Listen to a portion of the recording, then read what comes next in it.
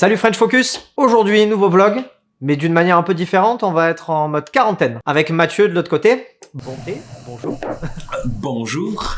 Bonjour Anthony. Comment va dans cette période un peu compliquée? Ça va, en plein essor de créativité on va dire, sans devoir passer du temps derrière une caméra à shooter. Là on va plus être devant la caméra, avec 2-3 projets qui vont arriver d'ici très peu de temps, voilà. Et toi? Enfermé.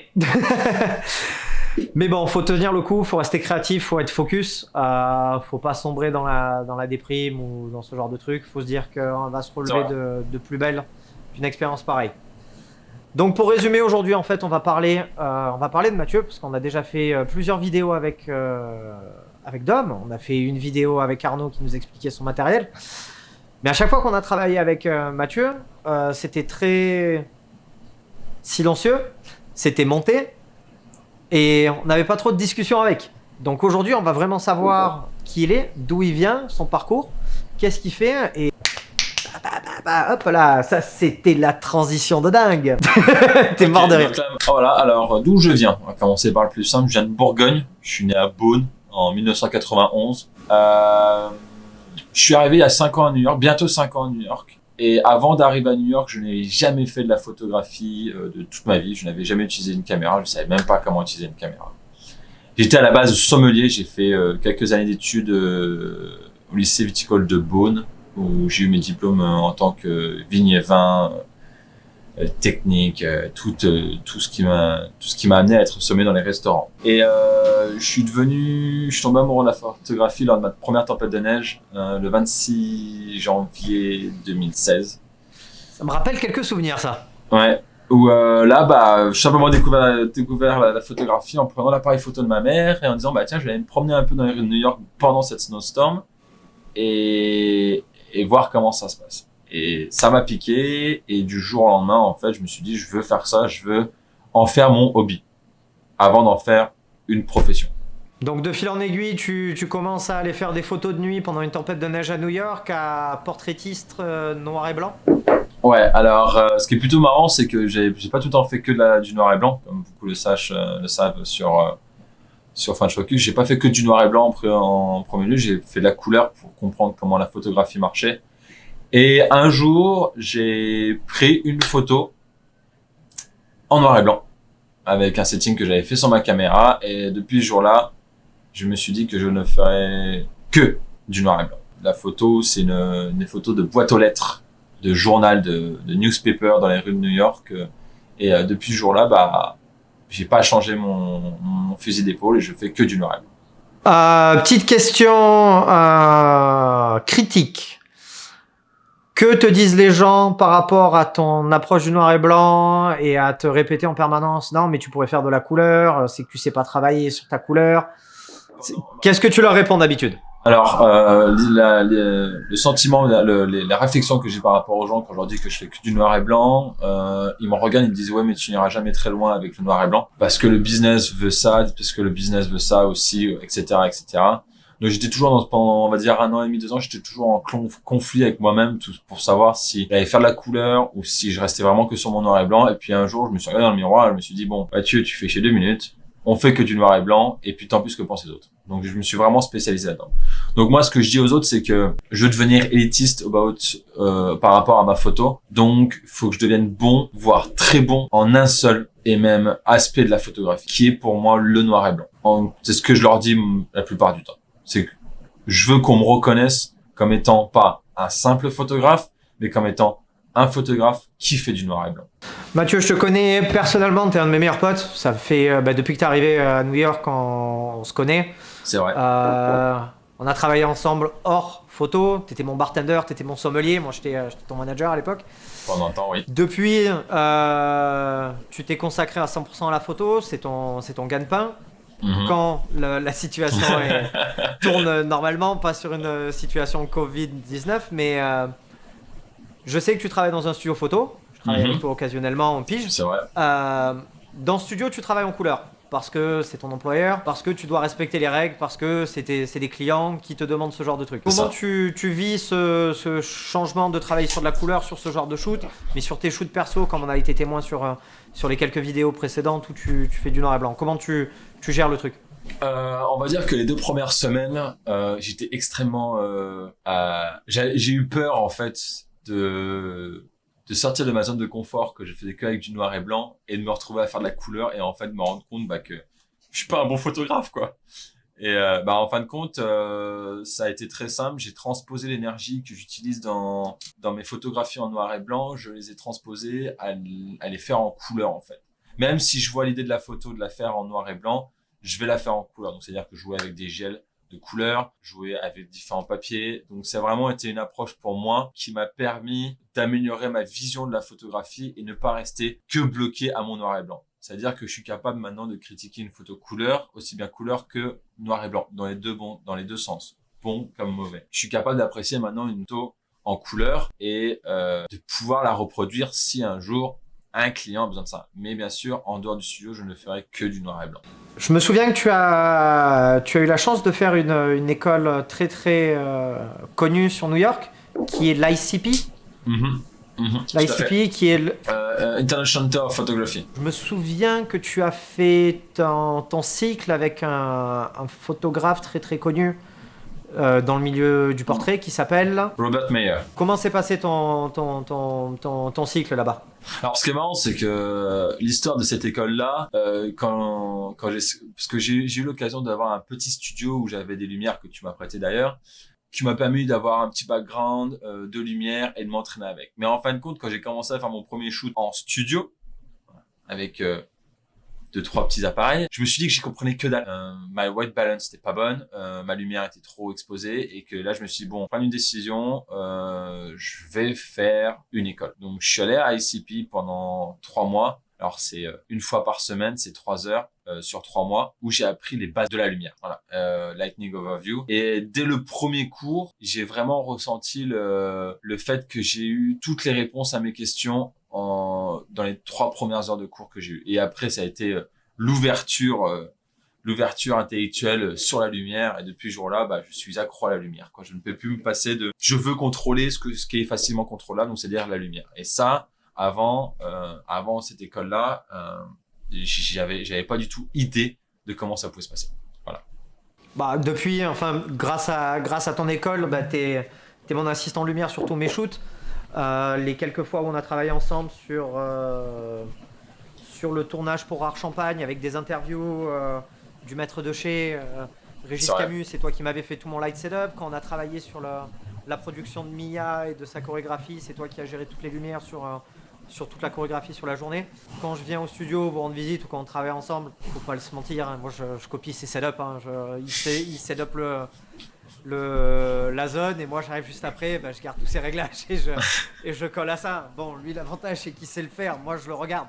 Je me souviens aussi d'une anecdote que tu m'avais racontée, qu'en fait tu étais tellement dans ton truc et tu kiffais tellement que Robert Meyer lui-même t'a demandé d'être son assistant pour le cycle 2. Ouais, alors ouais, ça c'était un peu une petite surprise et on va dire un peu une récompense par rapport au fait que j'étais tellement passionné par rapport à la lumière. C'est qu'un jour le prof en question, Robert Meyer, est venu me voir et m'a demandé d'être son teacher assistant pour la seconde session 3 mois après en overview, parce que j'avais fait Technical Advanced Lighting qui me permettait d'explorer beaucoup plus la lumière sur d'autres techniques en fait. Voilà. Et ça m'a permis aussi d'avoir tout ce côté pédagogique de comment apprendre aux autres à utiliser la lumière et à faire en sorte que ce que j'aime faire, je puisse le retransmettre aux autres. Bon Mathieu, question future.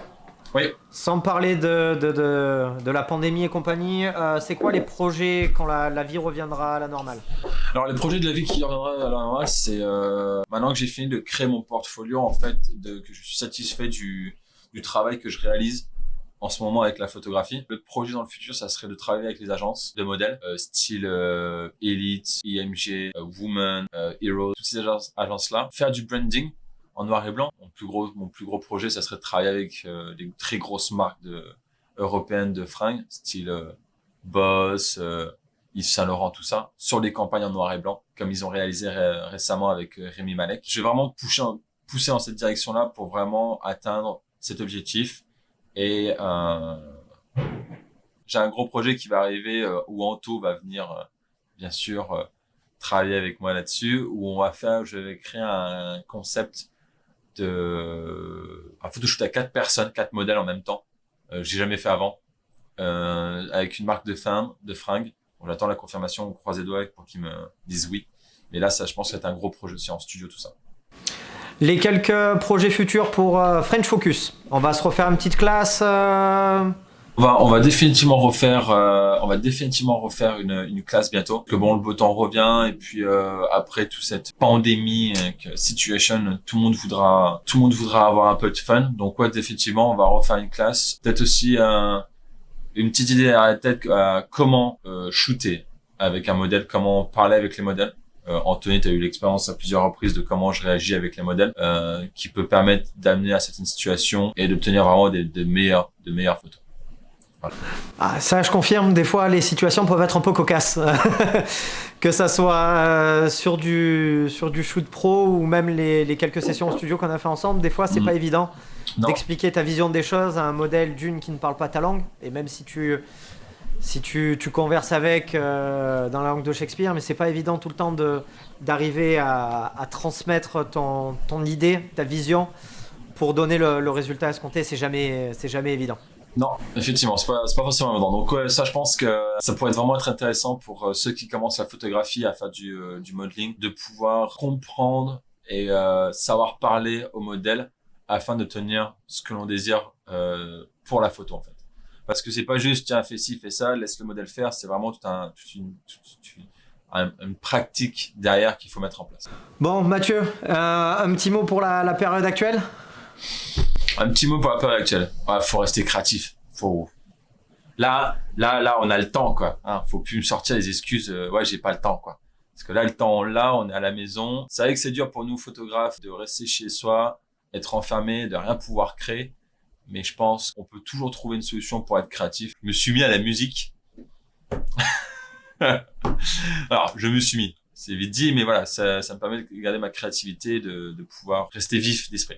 Ah, je vois, moi, je suis le premier j'ai la bougeotte à me dire, putain, faut aller en ville. Des photos de New York comme ça, c'est unique. C'est une fois dans une vie que tu peux faire ça, mais au moment où tu commences à te dire ça, bah, t'as tes responsabilités de ta vie de famille qui prennent le dessus et tu te dis, mais ça serait con de jouer avec le feu, de partir en ville, faire des photos et malheureusement choper cette merde et rester bloqué et en faire en pâtir ta famille, voire même dans le pire des cas, enfin, on touche du bois, hein, mais finir au cimetière, ça serait con de jouer tout ça pour une photo. Certains le font, c'est cool pour eux, mais moi je prendrais pas ce risque. Restez safe, stay safe, faites pas les cons, arrêtez d'aller dans les parcs, jouer au foot, restez chez vous, lavez vos mains, faites pas les cons, quoi. Ça ira plus vite. Voilà, et le printemps arrive, d'ici peu, bah hop, ça sera fini, on repartira de plus belle et on fera des nouvelles classes, on fera des photowalks, on ira faire des apéros, comme si de rien n'était, et d'ici quelques temps on se dira, bon bah, tu te souviens quand on était enfermé pendant 3 semaines? Ah putain, tu te rends compte la créativité qu'on avait? Ouais, tout à fait d'accord avec toi, Je pense que ça va vraiment être... Là, on a 2 mois à venir où notre créativité va être mise à l'épreuve. Et c'est là où on va avoir du fun, je pense. On va vraiment avoir du fun maintenant parce que quand on se retrouvera, comme tu viens de le dire, quand on se retrouvera dehors et on se dira, tiens, on a quand même passé 2 mois, c'était fun. Faut garder ce côté fun. Je pense que à la réouverture, ça risque de partir dans tous les sens et dans le bon sens du terme, je pense. Au niveau créatif de toutes les personnes qui sont restées enfermées pendant ces longues semaines. Je pense qu'ils ont eu le cerveau en ébullition et il y a pas mal de trucs qui vont sortir. Pas mal. Je pense que des créas, déjà quand tu vois le hashtag confinement, des fois tu tombes sur des perles. Mais je pense du moment où ça va repartir de plus belle, c'est lancer le truc. Tout à fait. Je suis entièrement d'accord avec toi. Donc voilà. Bon, Mathieu. Ouais. On va te laisser tranquille. Je sais qu'il y a un petit truc qui approche aussi régulièrement sur Instagram Live. Ouais, alors je vais, on va le dire, je vais lancer des live talk show late night d'environ 1 heure pour pouvoir discuter de la situation de maintenant, de la situation dans le futur, de discuter de tout ce que vous voulez. Il faudra juste me suivre sur mon Instagram et regarder mes stories assez fréquemment parce que je mettrai les poules de questions en fait que vous allez choisir. L'une des deux questions qui aura le plus de votes, ça sera le sujet de conversation de l'heure en live. Vraiment partager avec tout le monde et créer des trucs comme ça. Donc n'oubliez pas de suivre les stories de Mathieu sur Instagram, gauche ou droite pour les 2 questions, et quelques heures plus tard, il y aura le speech, le talk, le Mathieu Show. Tout à fait, faut que je trouve un nom. Je sais pas, faut que je trouve un nom maintenant. Faut que Je sais déjà Arnaud, j'entends déjà Arnaud derrière mon oreille dire la tige show. Sur ces sourires, voilà, on va rester sur la bonne humeur. Je te propose de donner le mot de la fin. Stay focus. And stay safe.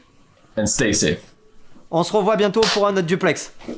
Allez, ciao. Salut la communauté et à bientôt. À la prochaine, ciao la communauté. Salut.